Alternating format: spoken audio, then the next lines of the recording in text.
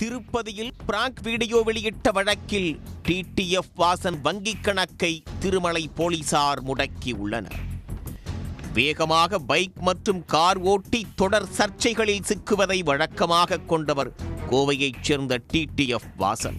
அது தொடர்பான வழக்குகளில் அடுத்தடுத்து கைதான அவர் திருப்பதிக்கு சாமி கும்பிடச் சென்ற இடத்திலும் வம்பில் மாட்டினார். சாமி தரிசனத்திற்காக வரிசையில் காத்திருந்தவர்களிடம் தேவஸ்தான ஊழியர்கள் பூட்டை திறப்பது போல் நடித்து பக்தர்களை ஏமாற்றினார் என்பது புகார். அவரது செயல் பக்தர்களிடையே பதற்றத்தை ஏற்படுத்தியது. அது தொடர்பான பிராங்க் வீடியோவை தனது யூடியூப், இன்ஸ்டா உள்ளிட்ட சமூக வலைதளங்களில் வெளியிட்டது சர்ச்சையாகி போனது.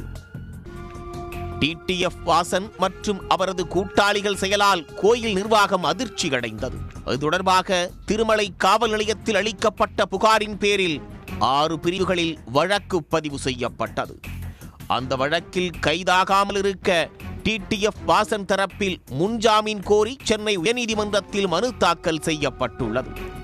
இந்த நிலையில் டிடிஎஃப் வாசனின் வங்கிக் கணக்கையும் காவல்துறை முடக்கி நடவடிக்கை எடுத்ததால் டிடிஎஃப் வாசன் அதிர்ச்சி அடைந்தார்.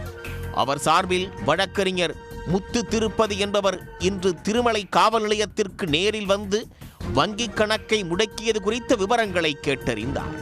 மேலும் வழக்கிற்கு முழு ஒத்துழைப்பு அளிப்பதாகவும் உறுதியளித்தார். எஃப்ஐஆர் ரிஜிஸ்டர் பண்ணியிருக்காங்க.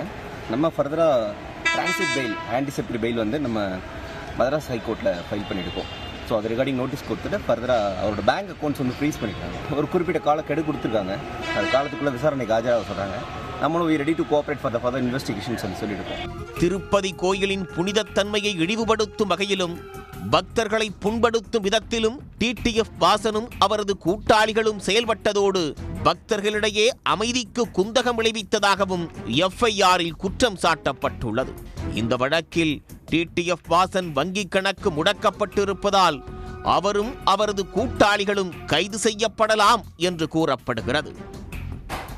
உடனுக்குடன் செய்திகளை தெரிந்து கொள்ள சன் நியூஸ் பெல் ஐகானை கிளிக் பண்ணுங்க.